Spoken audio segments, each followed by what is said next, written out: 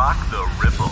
Rock the Ripple. The Rock the Ripple podcast with Narita McInnes. Let's do this. Hello and welcome to another episode of the Rock the Ripple podcast. I'm your host, Narita McInnes. It is so awesome to be here with you as always. And today is another very exciting day because I have a very special guest. She is a teacher, a tarot reader, a psychic medium, an astrologist. She works with flower essences. There is so much more to this awesome woman. She is the beautiful inside and out Sophia Palmer. Welcome to the show. Thank you so much for having me, Narita. It's an absolute pleasure. Oh, I'm so grateful to connect with you today. And I know that it's going to be an epic conversation. So it really is, isn't it? Yeah, I can feel it. Yeah, I can feel it too. We're both feeling the energies today. So maybe before we dive into all the nitty gritty and all the good stuff, well, we'll start with some more good stuff. Maybe for people who haven't come across you before and don't know much about you, did you want to share a bit more about you to start? Yeah, sure. So I've been a psychic medium I've been a medium since I was 11 and I'm in my mid-30s now, so quite a while. But I have been a student of tarot and astrology for 20 years, coming up on 20 years in May this year. And it's been an absolute wild journey of really trusting yourself and your intuition fiercely. Like, especially last year, it was a big learning for me. But I am a teacher. I work with flower essences as a healing modality. I have worked in Reiki with Reiki in the past. I'm really excited to be here to offer some insight and wisdom. And I think especially myself as an occultist, and I love discussing things like this with people like yourself in your community because we can really dive into the symbolism and break things down archetypically. So I'm really excited to be here. Oh, I'm so excited too. I'm so excited. And you, like you just said before, you started your psychic mediumship, I guess you could call it, at the age of 11. Like, what did that even look like? So what happened is my great grandfather died and we were pretty close, and I was upset because he died a few days after my birthday and I didn't get a chance to ring him back and say, thank you for sending a card with money. And he visited me after his passing and he stood at the edge of my bed and I was terrified, but he gave me words of comfort and then I calmed down. And then from there on, it just opened up a floodgate. I would go to friends' houses and I would see spirits in the corners, and then they would kind of be like, oh, I've got a funny feeling. I'm like, yeah, there's a little girl over there and this happened to her and this and this and this. And wow. Yeah, it just kind of snowballed from there. But it was a very intense experience to have at 11, and especially I guess in our society today, we don't really, like, this sort of thing is either poo-pooed or you're thrown in a psych ward.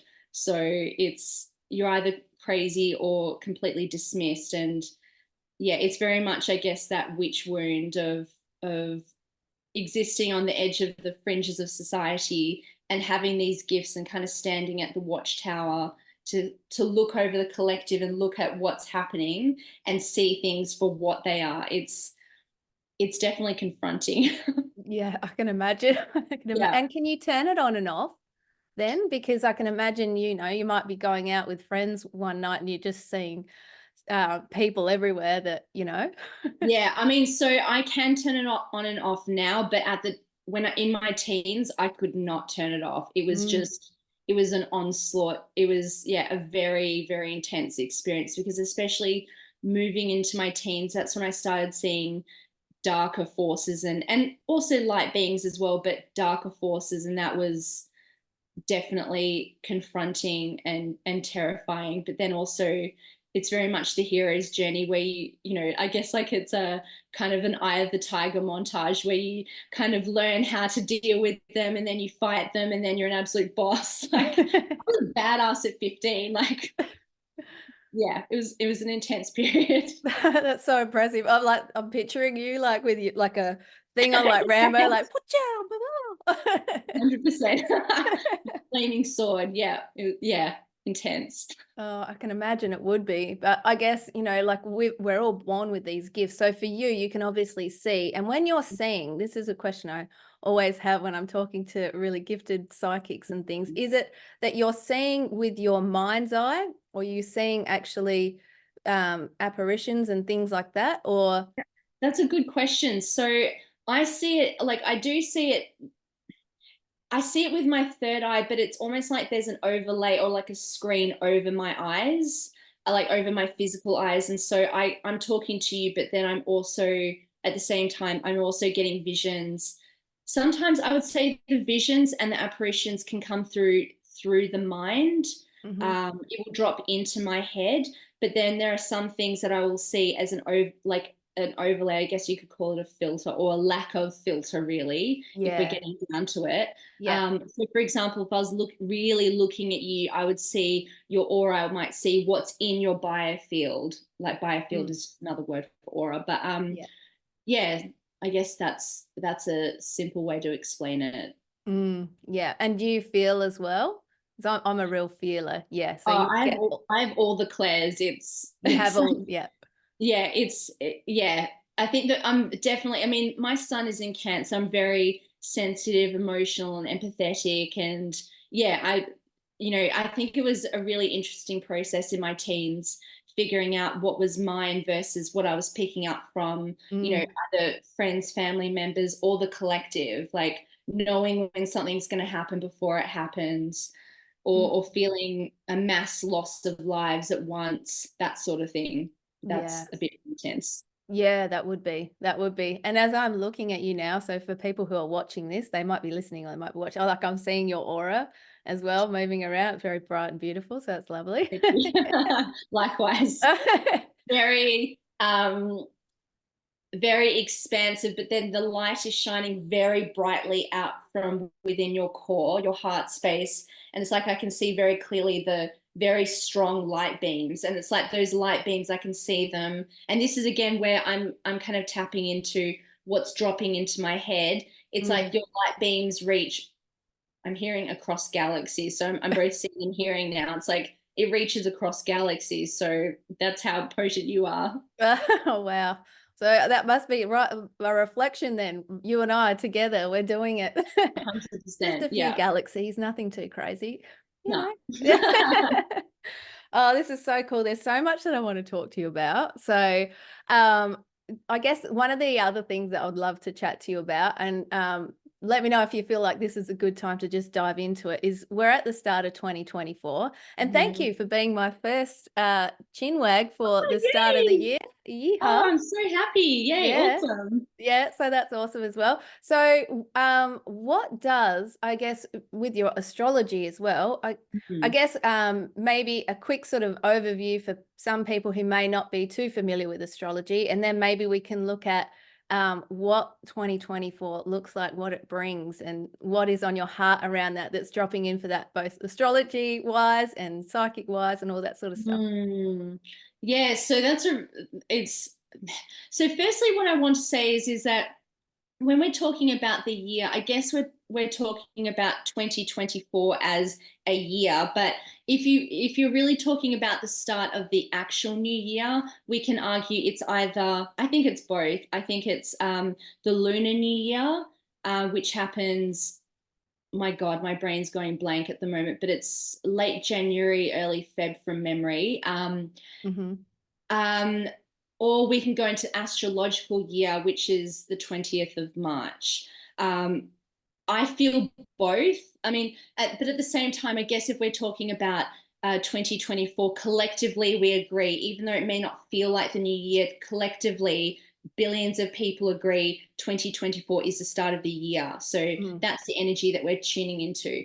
Now, as far as this year astrologically, it's a really big year because we have Pluto moving into Aquarius. That for me is, I think, and most astrologers are speaking about this. And so Pluto is a planet of deep transformation. It's an alchemical process where we die, we are reborn, and from those flames, we are reborn significantly changed, charged up, and empowered in in our glory, but first we have to go through that alchemical fire. And the thing is that Pluto is a very slow moving planet. So it has an orbit around the sun of every 248 years. So the last time Pluto was in Aquarius was in the 1700s, around the time of the French Revolution, and also the time when Australia was colonized. So astrology is all about cycles of time. And so if we're looking at the current time we're moving in now, we can reference the time of the past to see what themes are coming through this year. So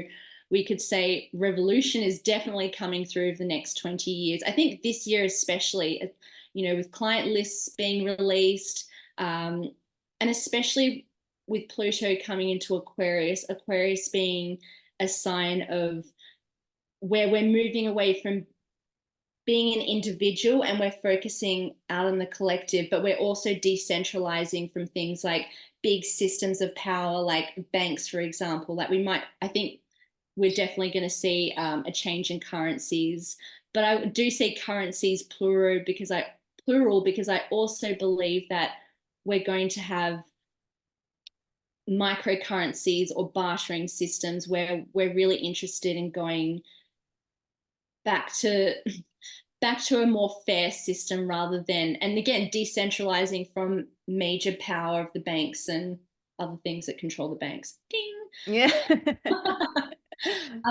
That was a bit of a ramble, but Pluto in Aquarius is going to bring about massive change. And the thing is about this transit is that it lasts for 20 years. So for some people, this is the last Pluto transit they'll see for their lifetime. And for others, we'll maybe have one more transit of Pluto in our lifetime. So Pluto is going to be here for a while. And Pluto moving into Aquarius looks like, I wrote a whole bunch of things down and I could talk about Pluto and Aquarius for an hour. So I'll try and keep this brief, but that's great. It's a time, just in my personal opinion, looking at the charts and also pondering on Pluto and Aquarius, I think we're going to see a real shift into us recognizing our multidimensional nature. And because Pluto is a sign of great transformation and change, and let's say it dismantles power structures. So I think what we're going to see is that the veil is pulled down, curtains are dropped, and we're not controlled so much by media and society, and we recognize our multidimensional infinite nature. And then from that place, we're starting to get into frequency medicine, and we understand our frequency and how potent and powerful it is, and also our life force and where it is we put our energy, intention, and awareness, and how that has we have the ability to create worlds. But I think over the next 20 years, we're really going to see that. However, that's the natural version of Pluto and Aquarius, but the dark occult are aware of this, and so they're bringing in AI to be the god, the one that knows everything. And so we once again give away our power. But hopefully, look, some people will choose that. We obviously have free will and choice, but for those of us on the path, it's about us really coming into our multidimensional nature, working with frequency.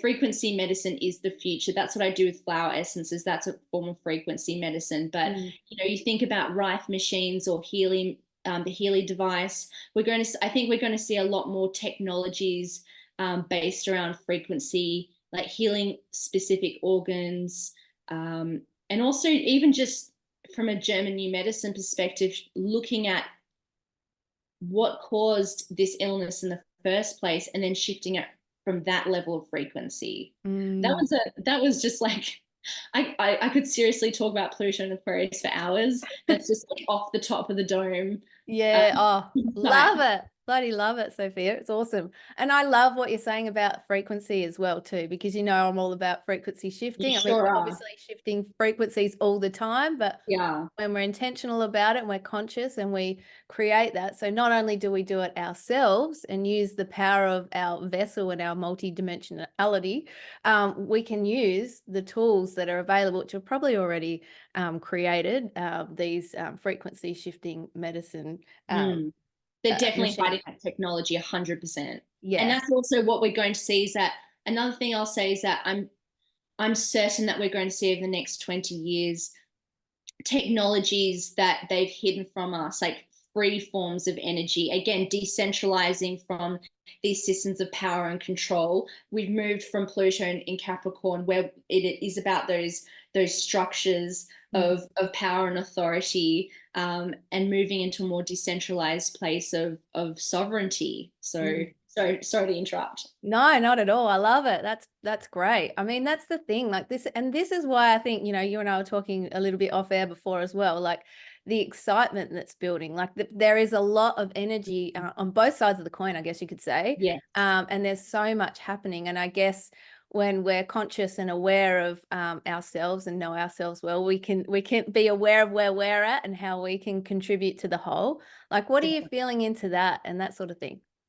So that's a really good question, because what I was about to say is when we're focusing on frequency, and I guess this also applies to natural law and cause and effect, everything we do personally has a ripple effect to not just ourselves, but even the people closest to us. Like we morph and change physically according to the people who we're in closest proximity to. But if you're speaking about a frequency shift, everything that we do and work on within ourselves has the ability to shift the entire collective. So that's why I like bringing this information out into the public, bringing this occult knowledge to the mainstream without it getting corrupted and inverted is important, because it means that we have the ability to consciously affect the collective for the good, the highest good and best good of our evolution and this planet. So that's really exciting, I think. And we're definitely going to see that with Pluto and Aquarius over the next 20 years. Again,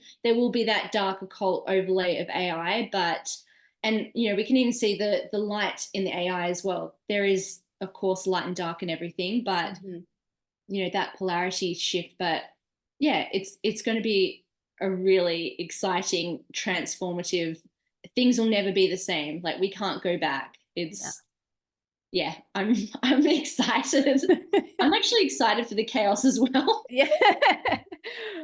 It is exciting. I mean, we came here for this time, didn't we? We came here for this time. And I love what you said as well, because that's what I do too when I'm working with people, where everything begins within. So that is the stuff. We have the power to create what it is we want to create. And all of us have our own paths and journey and hero's journey to go through and all that sort of stuff. So we're all exactly where we need to be. And then we have that ability to, come together. And like, it's great having you sort of, I guess, confirm with the astrology side of things, well, this stuff is happening. And whether you believe in astrology or not, it's still going to unfold. That shit makes me laugh. Yeah. Like because I've observed the transits over 20 years, it's inherent. It's so obvious. Like I don't need to look at charts. I can just pay attention to the collective and or even just in the mundane, what's going on day to day, or even look at the weather, or even just look at the moon, and I know, where the transits are at the moment. It's just, it's such a beautiful mode of study and occult science. I love it. Yeah, it's so cool. And I love learning about it. I mean, my brain, like I was saying to you before, like I don't remember all the bits, but I understand when someone's talking about it, if that makes sense. So yeah, I'm so grateful that you're here. Is there anything you want to sort of add? I mean, I know because there's so much there on astrology, and then I'm like, oh, but I want to talk about flower essences and I want to talk about psychic medium stuff. And so there's so much there, tarot as well. So yeah. So do you want me to expand a bit more on major transits for this year? I reckon. Yeah, let's do that. Yeah. Are you feeling it? Yeah, I sure am. I know you are. I look, I wrote a whole bunch of notes because I do like to be prepared for these things. And oh God, let me have a look. There's also, so on the 20th of April, we have a very exciting transit, which is Jupiter conjunct Uranus. And so Jupiter is a planet of expansion. Anything it touches, it expands. It's considered a great benefic. So it's generally a positive thing. I'm also looking, I haven't actually looked at the charts for, I'm getting ahead of myself, like Jupiter trining Pluto. Let me get to that in a second. One thing at a time. So Jupiter conjunct Uranus is going to be a really exciting transit. So that happens on the 20th of April. And that's going to be really beautiful because Uranus is a planet of deep change. It basically comes through and it's like, this is stale, this is old, this isn't working anymore. Even if you think it is, it's like, no, no, no, no, we're working in divine order. So I'm going to strike it down with a big lightning bolt, and that things are going to shift and change. So Jupiter conjunct Uranus as a transit is speaking to a massive breakdown, a shift, a change of some sort, but it being an exciting opportunity for us to shift our perspective, to shift our thinking, rather than getting freaked out or nervous or unsettled about change. We actually get excited and we can feel into the expansion and possibilities that the great reckoning of Uranus, of what it brings. It's like, cool, you've cleared the decks for me. Now I get to expand. Now I get to create consciously. So it's very much a spiritual transit because we can really think expansively, philosophically, and we can get excited about what is it that I want to get innovative with?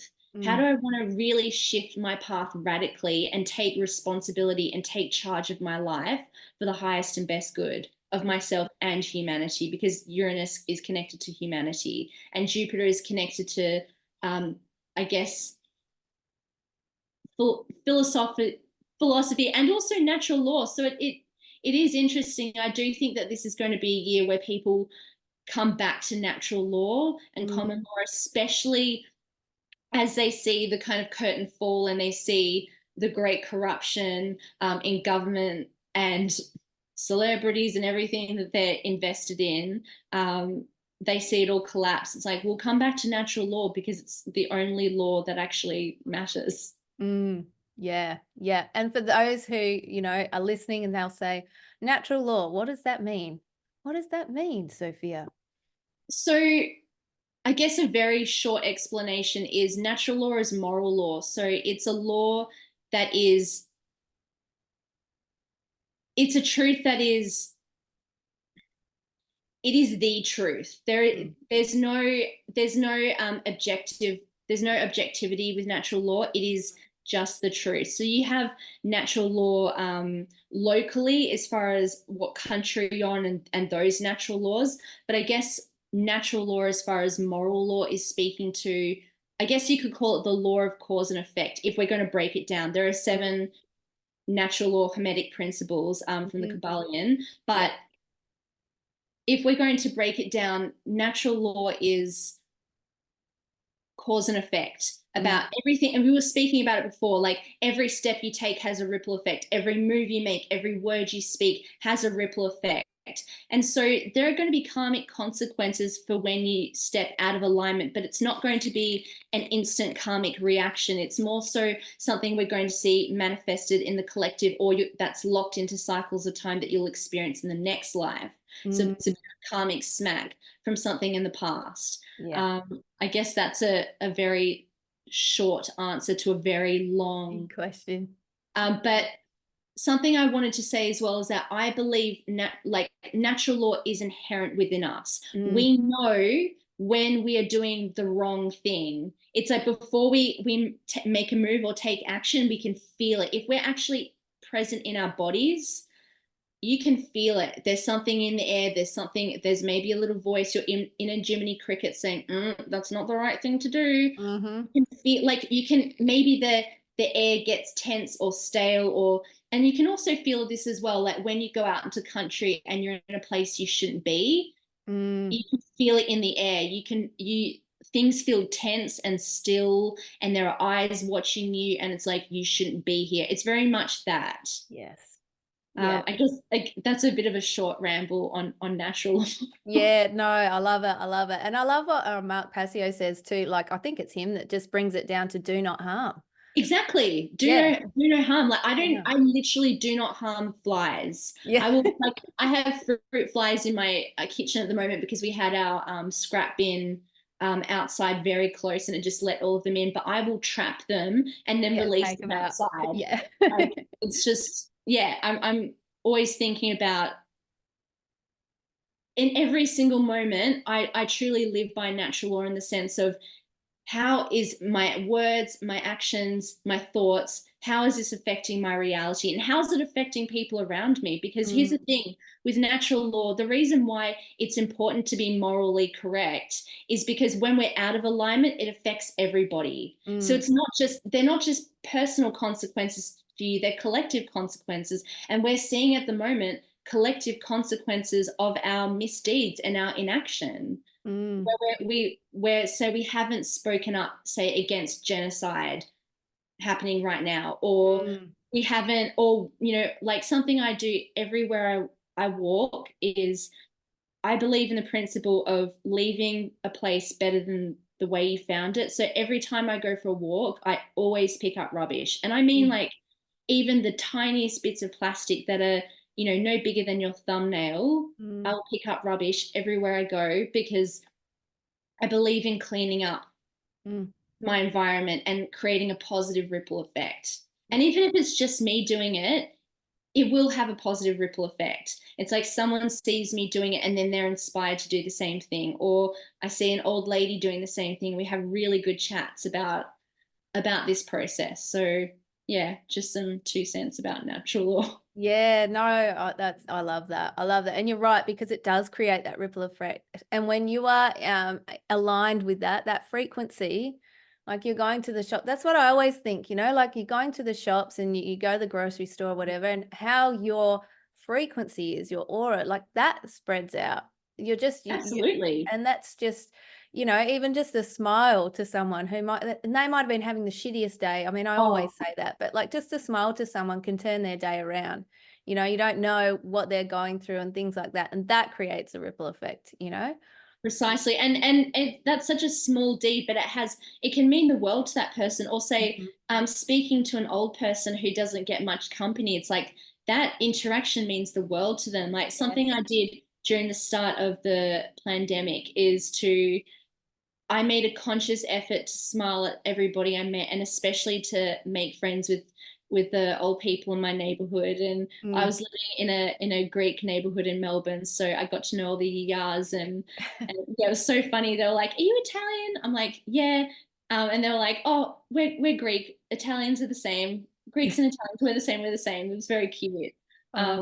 Yeah, it's just, I really believe in making that positive difference where you can, because similarly, when you're in a really shitty mood, or when you're in a vibration of constant fear or deep anger, like for example, I've had instances where I felt deep rage for days, to the point where I've created entities. And so it's like, and that's the thing as well, people feel victimized by entities and all those things. Like, you created that, you have a gap in your biofield that allowed that in. Rather than pointing the finger outwards, why don't you look inwards and see why that entity had access to you in the first place? What was the agreement? Yeah. And I guess you would see that hugely with your work is that sort of thing. I mean, well, depending on the people that you attract as well. Yes. Because I mean, that's the thing. Entities they see the cracks and they come in, and they can also, they know where your little pain points are as well. So you can also have those sort of thoughts come in that aren't necessarily your thoughts too. So you have to be really conscious and aware of your self-talk. And if something doesn't sound like you, then it might not be you. So I have a good example of that. I had an entity attachment years ago, and I'm generally a person, I adore love. And when I see couples, and I was very single at the time, and I had been single for a couple of years, I adore couples. But I remember when I had an entity attachment, I was looking at a couple kind of like holding hands and canoodling a little bit, and I was just deeply angry and disgusted, and I just felt this like black rage towards them, and I was like, whoa, that is not me. Usually when I see couples together, I'm like, it's horrible. Like, and that's because we need the frequency of love in this realm. to lift us up collectively as a consciousness. So in saying that, you know, we also don't want to buy too much into collective consciousness. We also want to maintain our inner frequency as well and not go along with the herd, especially when the herd is getting herded into an incinerator. Yeah. Yeah. So, well, let's talk about, oh my gosh, where do I go here? So what's happening now? What's happening now after the 20th of April? What do you feel people can expect? Like, because when you sort of said the herd, there's also different timelines. There's always different layers as well. Like, you know, there's no just one answer for everything or anything, is there?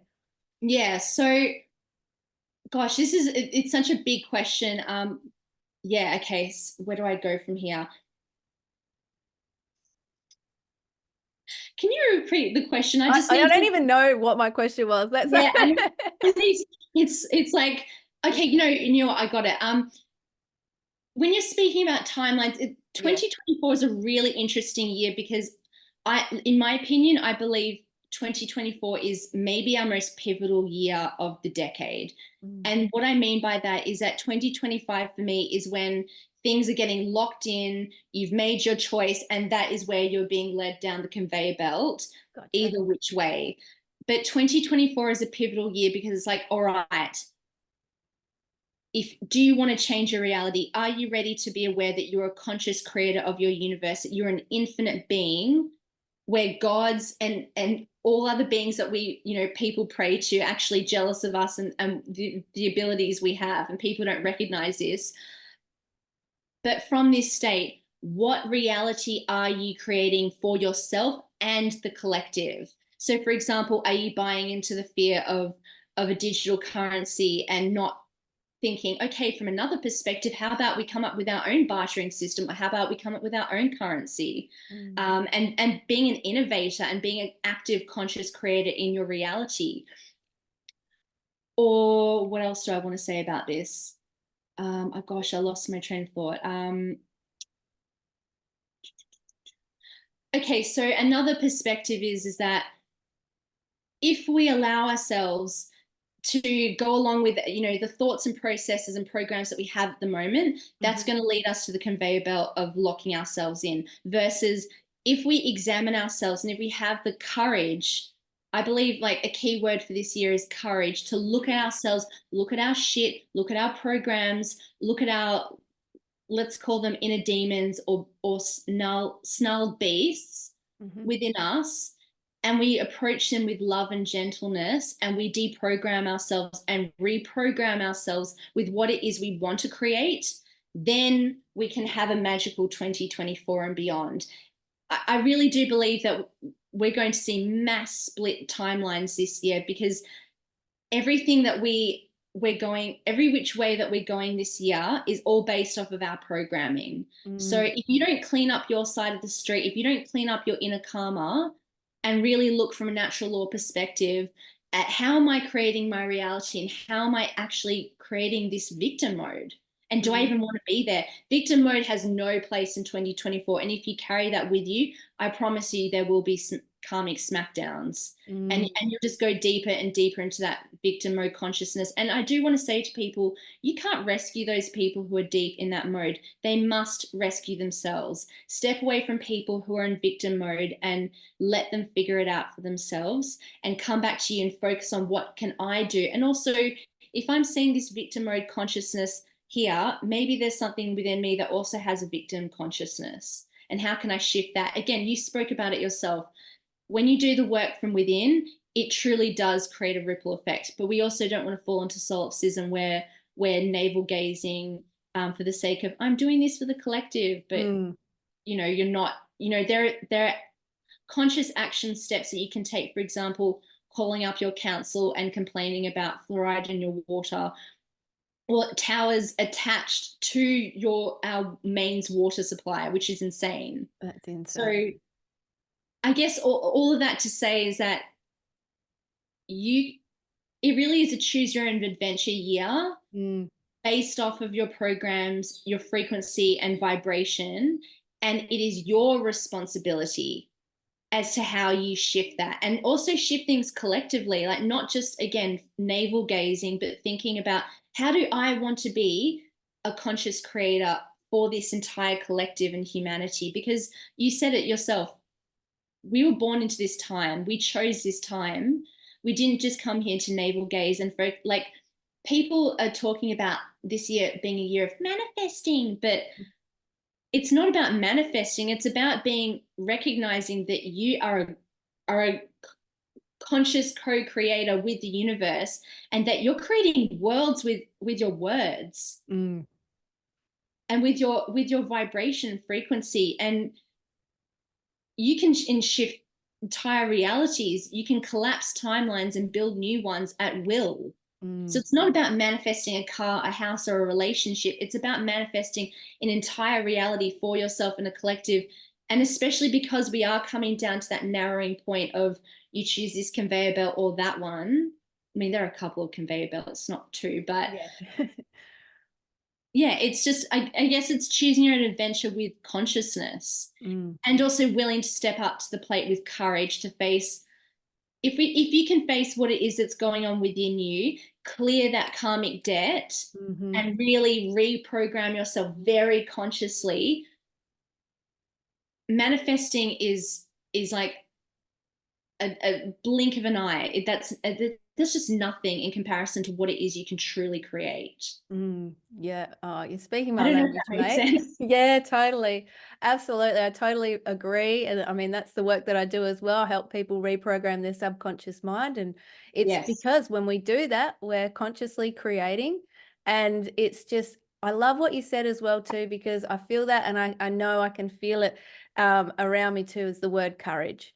Like, Yes. it takes courage to look in the mirror and look at yourself and the bits that you don't like about yourself. It takes courage to step up and stand in your power. But when more of us do that, that is the shit that's shifting the collective. That is the stuff that's allowing us to be all that we came here to be. So it's the way I see it, it's not as crazy when you start with yourself. I mean, that's where you have to start anyway, but it's not so overwhelming, everything else that's going on in the world, because you're doing your part. You do everything that you can. You take responsibility for yourself, and that is how you shift things, isn't it? Absolutely. And also, if you're taking responsibility for yourself, the people closest to you are going to start taking responsibility for themselves, and then that ripples out into the people that they're close to, and then that's how we see a shift in the collective. So if you're taking responsibility for yourself and you're cleaning up your side of the street, that is you doing work for the collective. Yep. And also, you can make phone calls to Penny Wong and tell her to do something about a genocide in Gaza. Yeah. You can do both. You can do both. Absolutely. 100%. Absolutely. Love that. Love that. All right. What's on your notes? Have a look at your notes. I want you to have a look. What's there? Because I don't want to miss anything. Oh my God. I've got more astrological notes, but that could take, oh, actually, one thing I will mention is we have Jupiter moving into Gemini, which is really exciting. So we have Pluto moving into Aquarius and Jupiter moving into Gemini. So we're shifting from earth signs of Capricorn and Taurus into air signs of Aquarius and Libra. And so that means that we're shifting from things feeling a bit slow and dense. Like last year was very much, I consider it like the slingshot being pulled back. We all had to do a lot of inner work and rest and take our time with things. But this is a year where we catapult forwards, and air is quite quick. So this is a year where we're really going to see things rapidly shifting. And Jupiter in Gemini is really exciting transit, because we're coming into, I think it's going to be a real emphasis on media. So I would expect your podcast to explode around that time for sure. I was hoping. Rock that ripple. Also, definitely. But also, I think we're going to see both the collapse of the media and what I was saying before about, finally getting to my point of Pluto and Aquarius trining Jupiter in Gemini. In my opinion, I think it's going to bring about the curtain really being, and the blindfold being pulled off of people, and really seeing that our current media for what it is and the lies, because Pluto is all about exposing lies. I think we're going to see just a mass collective uncovering of the lies in the media and who's pulling the strings behind. And also, I think that's also orchestrated. They're telling us what's going on. They have to. But in that time, I think it's going to be really exciting because it's going to bring a mass pop-up of people having their own forms of media. And then we can really turn to people doing it on a small scale, people who we can trust, and sharing information that way. So it's very exciting. Yeah, no, it is. It is, isn't it? It's just so exciting. I can't wait to see how that sort of unravels, like, and how it will look, you know? Yeah, Sure. sure. All right, what else you got? What else you got? Because there's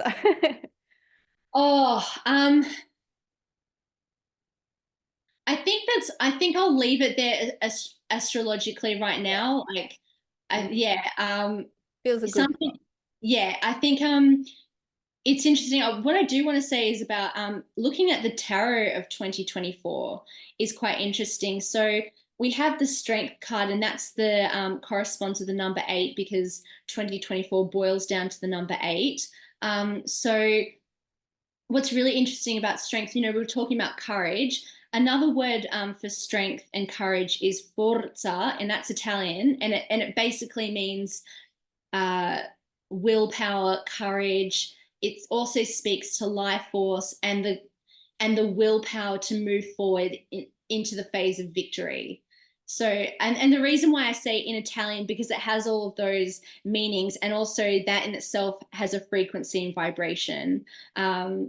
So what all of this means is, going back to what I was saying before, it's a really good time for us to face our inner demons, our inner beast, and people love to do shadow work, but they also love to stay there and identify in that space. And that's not what I'm saying, but I am saying, look at what is going on within you, resolve that. And also, I do believe that this is going to be a big year of forgiveness. And I haven't seen many people talking about this, but these are just my own psychic insights. I believe it's going to be a really big year of forgiveness because it's such a heavily karmic year. I believe that it's going to be a really good year to resolve issues within us that we have with other people, or situations where we felt victimized, because in those states of victimization, or in places where we're still holding that energy, that is where our life force resides. And so that forgiveness, it's not even necessarily about forgiving that person, saying what you did was okay. It's just about saying, I'm not keeping my energy, my life force here. I'm choosing to see the lessons and the blessings in this situation. Even if it's okay, from this terrible situation, I chose to rise up and find my forza, my power, and my courage to move forward in the direction of my dreams. And it's in resolving that karmic debt, we free ourselves and our life force returns to us. And then we have this huge creative surge to do what we want with our lives. So it's really potent time. I feel really excited. And also, shadow work and looking at it, inner demons, is not fun. And we're definitely going to have feelings of resistance to forgiving some people, or we may not even feel ready. But in my opinion, this is, how I was talking about this year being a pivotal year. If we can have the courage or the forza to look at ourselves and look at where it is that we're still holding resentments and unforgiveness, we can gather up our life force again and be really conscious co-creators of our reality and just create magic, rather than keeping ourselves limited and stuck in these karmic loops. I so feel that too. So feel that. It's so exciting. And the thing is, like, the forgiveness as well, like you were saying, it's not just forgiving the others, it's also maybe forgiving yourself too, and just really letting yourself let go of whatever it's been. And like you said, you don't have to forgive so it's okay. No. But you forgive to call back your life force. I love that. I love that. Yeah. And also as well, like, if you're having trouble forgiving someone, recognize as well that they're dealing with their own inner demons, and they've got their own battles. And then you can kind of melt into compassion, softness, and go, we're all just fighting our own battles. And at the end of the day, we can choose with our conscious free will to hold that energy, to demonize them, or we can choose. And this is harder, but it's also ultimately ends up being easier because we create for ourselves, if we can reach that place of forgiveness and we clear that debt, then our children don't have to suffer, and then we don't have to suffer when we cycle back into the same scenario. Yeah. We can create new realities, which is ultimately, I think, where we want to go. Absolutely. We're such powerful beings, aren't we? We're just so bloody powerful. That's the thing. We really are. And you know, so is there anything else with the tarot? Because you teach tarot as well, don't you? Yeah, so I'm actually putting on a workshop in a couple of days. It'll be Wednesday the 17th, and it's going to be a big transmission into the tarot, numerology, and astrology of 2024. And I'm also bringing on my friend, mentor, and just absolute mystic and legend, Sarah Baeda, who is, in my opinion, one of the very best teachers you could go to for spiritual knowledge and empowerment and energetic awareness. So she's going to be giving us a really beautiful activation meditation to catapult us into 2024. So I mean, going quite in depth into that, and definitely giving. I'm pretty good at giving fiery sermons and rousing motivational speeches to really give people a kick up the bum to take charge of their life. Like, this is not the year to mess around. That was 2023. We've had our rest. We've had our time. And that doesn't mean that we can't have periods of rest this year. But this is going to be a year, like I said, because of that elemental shift into air, things are going to move very quickly. So it's like kind of like in tarot, you have this card, the Eight of Wands, and it's basically these wands moving through the air. And that's symbolic of a lot of opportunities coming towards us. So it's up to us to, again, not be navel gazing or in victim mode, that we can look up and we can be positive and we can catch those wands in the air and use that to move forward in our power to an incredible, transformative and abundant 2024, because it is going to be a year of abundance. Like something I discussed with Madeline on Sky to Earth conference a couple of weeks ago in our astrology chat. Shout out to Madeline, by the way. Shout out to Madeline and Dale, legends, absolute legends. Legends. Yep. Yeah, all complete legends. I love being part of that space. I'm very proud to be aligned with them. So in that call, we were looking at the chart for 2024 for Australia, and so there is talk of, okay, things are going to be looking a bit tight money wise for Australia. I think we're going to see some big shocking shifts of that. I think it's probably got to do with superannuation and what's going on there, and probably some other nasty surprises. I'm guessing more debt for Australia, and then also, okay, they want us to pay up, and it's like, no, you pay up. You got us into this debt. And also, what if we all stop paying taxes? But also from this place, okay, yes, we see, the cost of living and everything, but also we don't have to buy into this reality of, the cost of living, it's getting to us. What about if we divest from Coles and Woolies and we all go to our organic farmers and uplift them and shop local and we bulk buy? And again, it's like Pluto and Aquarius, we're thinking outside the box, we're doing things differently, and we're giving a big fuck you to the system and hopefully cause a collapse. Yeah, absolutely. Well, I think more and more people are doing that. That's the thing. And it's happening and it's happening and it's happening. Like, and that it in itself is creating that ripple. It's creating that along the way. Yeah. Rock the ripple, people. Rock the ripple. Game on, baby. Far out. Love it. Love it. And something else that you do that I would love to learn a little bit more about is the flower essences. So tell me more. Amazing. Okay. So for those who aren't familiar with flower essences, they are a frequency medicine. So basically the method of flower essence making is that you take a flower in its peak bloom, and you can tell this but just by looking at the plant. When it just blooms, it looks so perfect, it looks very fresh and vital, and with your physical eyes or with your third eye, you if you look at the plant, you can really see it just pulsating with life force. It's a bit like when you look into the eyes of a child and they have that shen, that life force pouring out of their eyes. That's basically what a flower looks like in peak bloom. And what you're doing is you're alchemizing with the sun and sometimes the moon, and with water, because I'm sure your audience is aware, but I will just mention briefly that water holds memory and is a consciousness in itself. And so when you alchemize with the sun or moon, flowers, and water, you're imprinting the highest vibrational frequency of that flower into the water.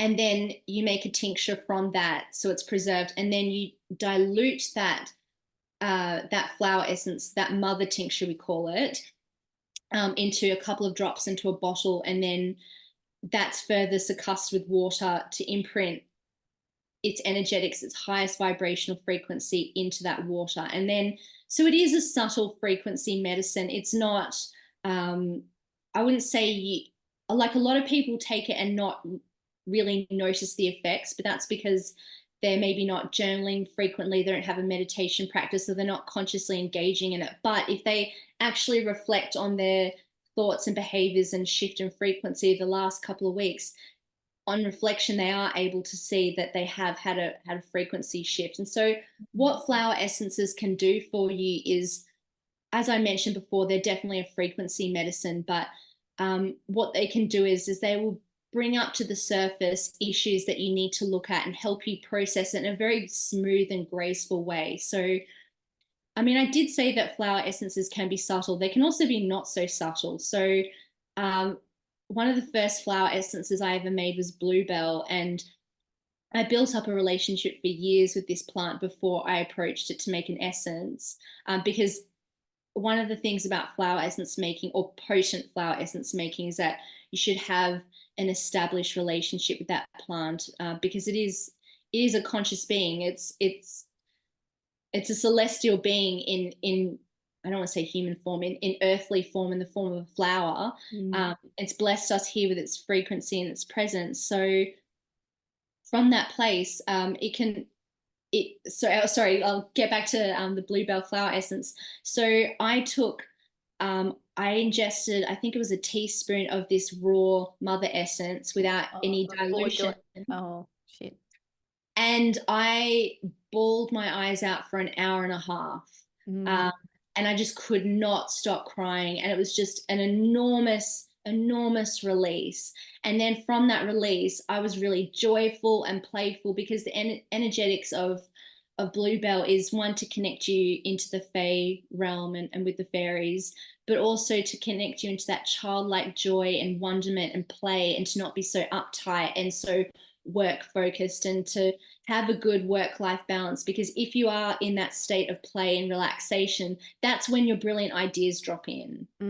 So yeah, it's just it's a beautiful modality. So it can be, I'd say you can certainly feel the effects almost immediately. Like snapdragon is a flower essence I work with a lot, especially when anger comes up, and it's a bit too intense, and you're like, okay, I'm not shifting through this. And anger is a really beautiful emotion, because it's showing us where our boundaries have been crossed. It's an alarm system. It's not anything to be feared. It's just, you don't want to stay in anger, as I said, because it can create entities if you stay there for days on end, in a constant state. But snapdragon is wonderful for helping you to recognize the source of your anger and to deal with it smoothly. So flower essences are there to really support you in working consciously with your healing practice and healing journey, rather than just being a victim to circumstances. Or for example, let's say you have stage fright or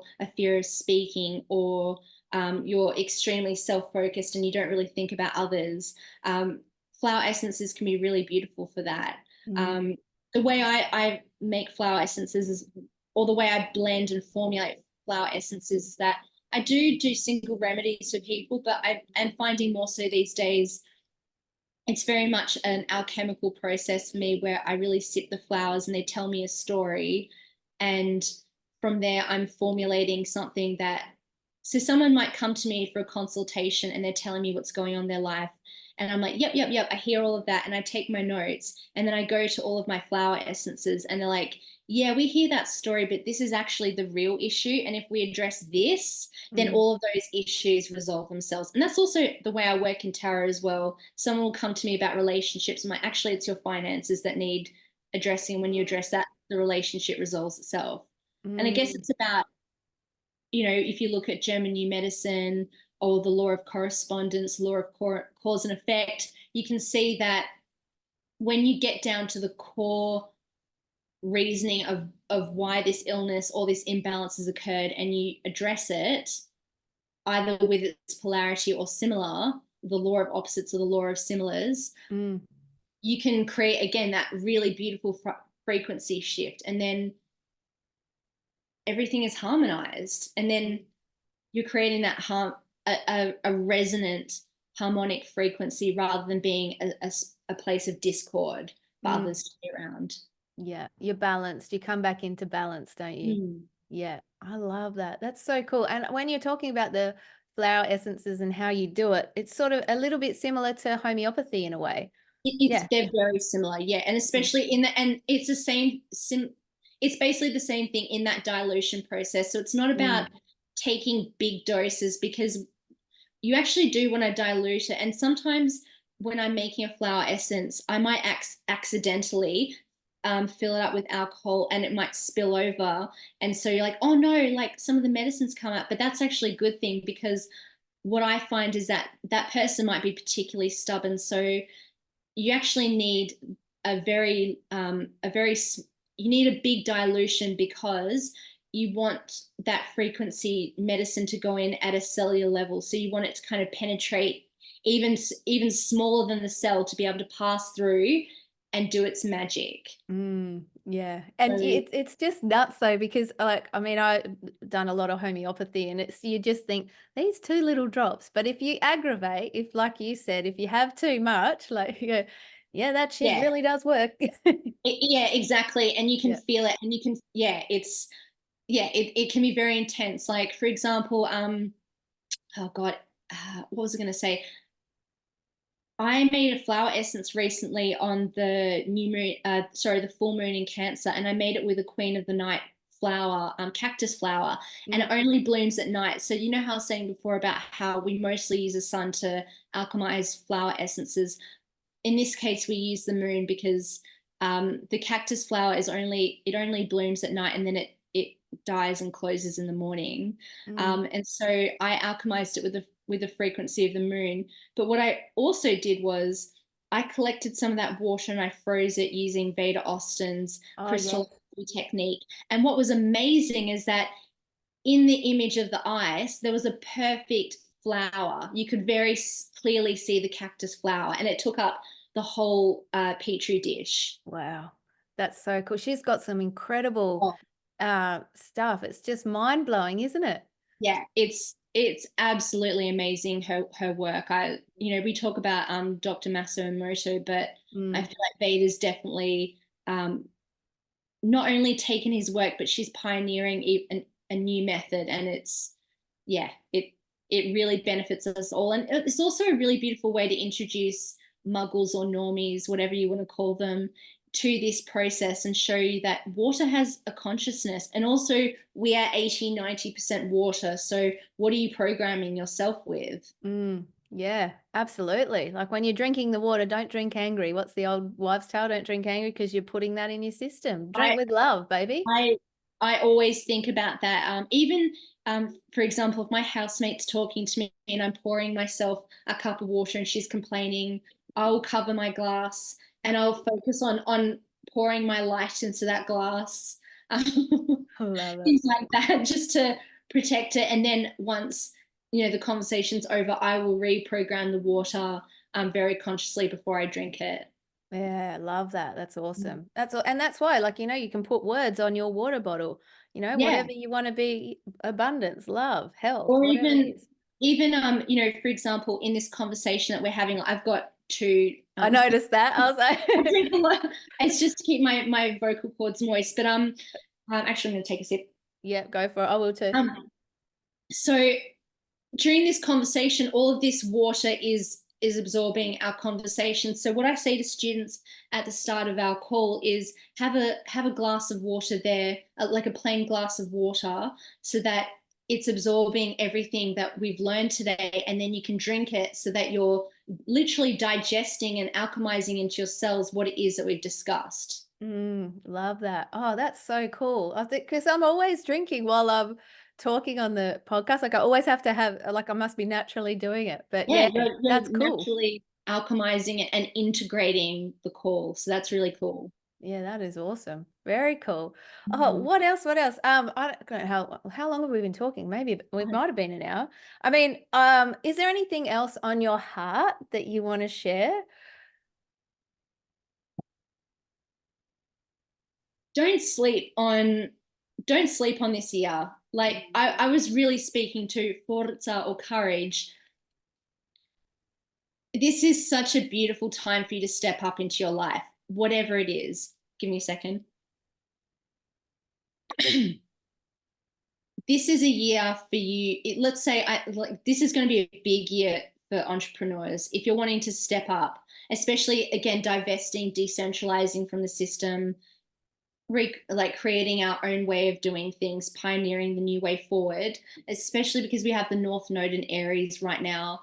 It's favorable for us to be pioneering new techniques, new ways of living, prioritizing ourselves, and pioneering a new way forward. But this is not the year to sit back and say and be too afraid to act, and also to not deal with your stuff.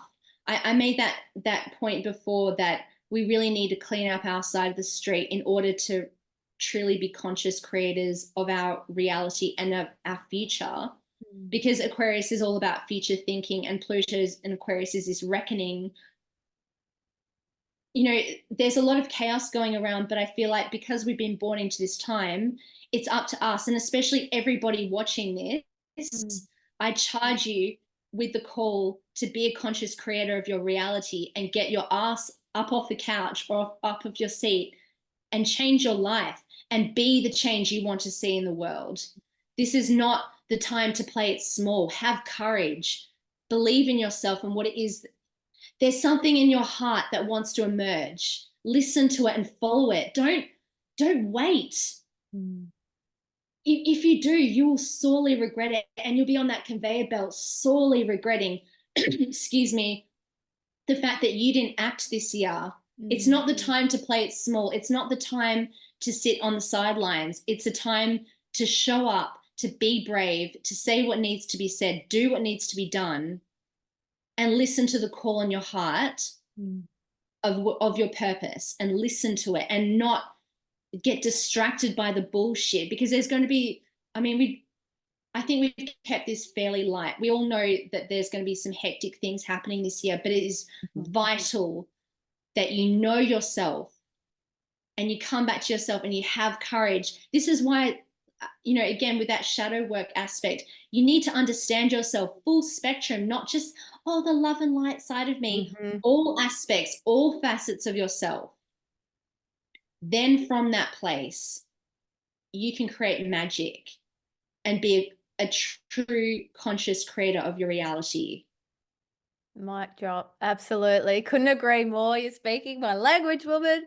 Absolutely. Absolutely. I always say, I was like, oh, I've said that. I said it. But it's true. If you got something in your heart, it is time to bloody get it out there and just do it. Like you didn't come here. Purpose. Exactly. And the thing is like, it's shameful to not live your purpose. It's a massive waste of life force. You dishonor your ancestors, you dishonor your descendants by not living your life to the fullest and living your purpose. We all came here with a purpose. That's why I love working, with my totem so much and understanding the cycles of time I was born into, because I know myself intimately, deeply. And that also means is like, when you know yourself, you can't be played.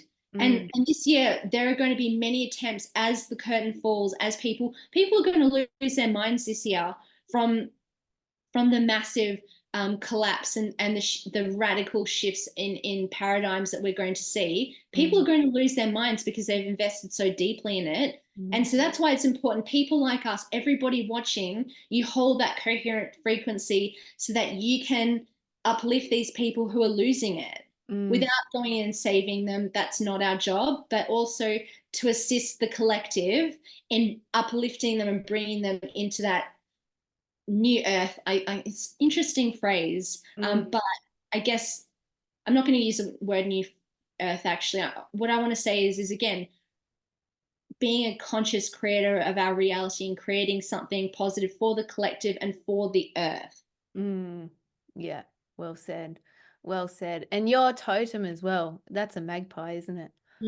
Yeah. And I remember hearing that again, Dalamads. That was an awesome conversation. And do you want to quickly talk about that before we wrap up? Just yeah. What would you like me to talk about specifically? Because I could talk like for an hour or more. Well, I guess the thing with the totem is if people are, I guess, people recognizing what theirs are, and obviously it brings in something, but it's not the end all be all either, but it helps. No. It's a layer that helps with how you see yourself and navigate the world in a way, isn't it? Yeah. So first thing I want to say about a totem is it's not dissimilar to a spirit animal, but we're not approaching it like, oh, it's my spirit animal. It's more so like, to have a totem means that you are charged with responsibility. That's what it means first and foremost. And it means that you are charged with the responsibility of looking after the environment of your totem. That's why Australia is split up into so many small tribal groups. It's not like, New Zealand with the Maori people. This continent is much larger. And the reason why we have these small tribes is because they all need to look after a section of country that is ruled by that totem. So the purpose of totems is essentially to look after, to know your purpose and to know what it is that you're meant to look after in this life. So for me, my totem is a magpie. So it's my responsibility to look after the magpie's habitat, which is trees, sky, and soil, because magpies are digging into the soil, looking for worms and insects. So people spraying pesticides, that getting into their beaks and then causing deformities, or even people, not feeding magpies the right foods, like feeding them raw mince or bread. And it's like they need worms or insects. Looking after the sky. Okay, how about the towers and those harp frequencies and the spraying from the cloud seeding, things like that. Trees, the logging of trees. Protecting our trees. I'm a huge tree person. So essentially, like, as far as how people can connect to their totem, that's a huge journey of self-discovery. But in short, I guess a few quick tips is to think about an Australian animal that you really resonate with, that even you're drawn to or attracted to first and foremost. And then look at the qualities and the temperament of that animal. So for me, I was looking at the magpie, and the reason why I could connect it to myself for many, many reasons. But one is I was reading into the Dreamtime story of magpies. And so I read across this from multiple perspectives, but I looked at it from the Whadjuk Noongar perspective, which is where I was born and where I currently live. And the Noongar story of the magpies, very briefly, is in the time when, before the sun rose, when the land was very flat, the sky was very close to the earth and everybody crawled on their bellies, including magpies. So nobody could stand up. And the magpies all got together and they got big sticks and they worked together to prop up the sky. And then when the sky threatened to fall, they got even bigger sticks and they worked together, and then they lifted the sky up, and then the sun rose and they all sang in chorus, caroling at their success. And so when I look at that story, I understand my purpose, because I see that it's up to us collectively to have one song, to work together for a common cause, to lift up that sky, to bring the sun in, to bring that illumination in for everybody, to bring in the sun and that life force so that everybody can enjoy it, so that people are standing up rather than crawling around suffering.